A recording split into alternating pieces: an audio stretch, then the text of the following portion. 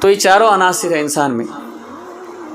ایک فقیر، بڑائی، درزی، سنار، چاروں دوست جا رہے تھے سفر کرتے جا رہے تھے. جاتے جاتے کیا ہوا، وہ چاروں کو کام نہیں تھا گاؤں میں، سامان لے کے جا رہے تھے، جنگل میں گئے. جانے کے بعد رات ہوئی تو چاروں نے فیصلہ کیا کہ 3 گھنٹے سوئیں گے. 3 چوک 12 گھنٹے کی رات ہوگی، 3 گھنٹے سوئیں گے، ایک جاگے گا.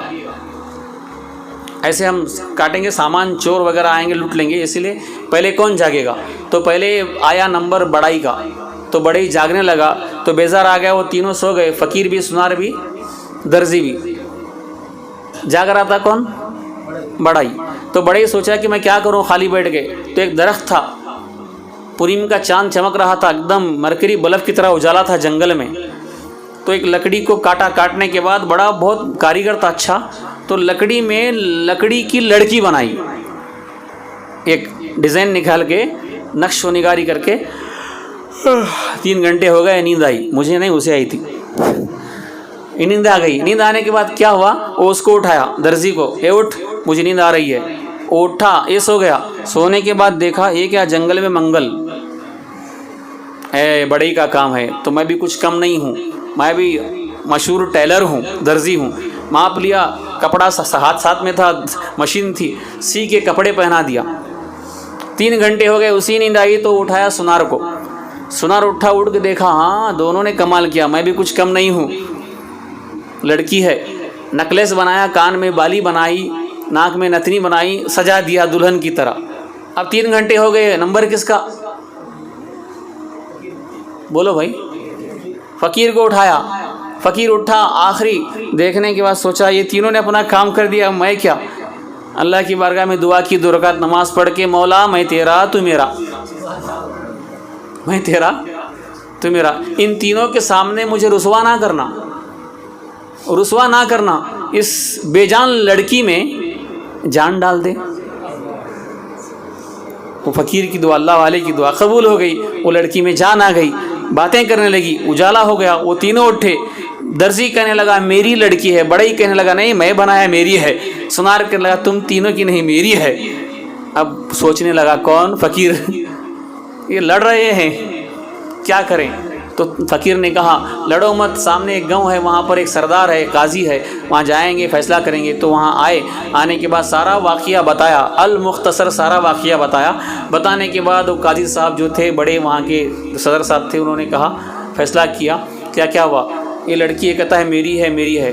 تو قاضی صاحب نے کہا یہ 3 کی نہیں ہے، یہ میری ہے، تم یہاں سے چلے جاؤ. پہلے بڑے بڑے کٹے ہوتے تھے، بیچ میں ایک درخت ہوتا تھا. تو لڑکی سوچنے لگی یہ چاروں بھی لڑ رہے تھے، فقیر اکلا نہ بیچارہ نہیں لڑ رہا تھا، 3 اور یہ بیچ میں قاضی اور یہ صدر بھی آ گیا لڑنے کے لیے. تو لڑکی کہنے لگی تم لڑو مت، میری میں کس کی ہوں میں بتاتی ہوں. یہ کہہ کر وہ لکڑی کی لڑکی، وہ درخت جو تھا لکڑی کا، اسے جا کے چپک گئی. چپک کے لکڑی کی لڑکی لکڑی میں چلی گئی، لکڑی بن گئی. وہ میرا کہنے والے منہ دیکھتے رہ گئے، کسی کی بھی نہیں ہوئی.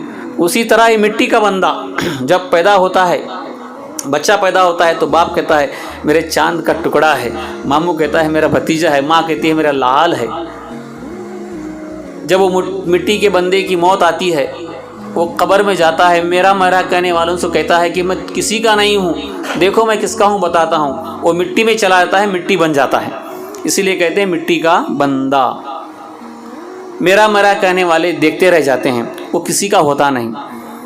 اسی لیے اللہ تعالیٰ فرماتا ہے منہا خلقناکم، ہم نے تم کو مٹی سے بنایا، ومنہا نخرجکم، اور مٹی میں ڈالیں گے، ومنہا نخرجکم طہارۃ اخری، ایک دن مٹی سے نکالیں گے، اٹھائیں گے.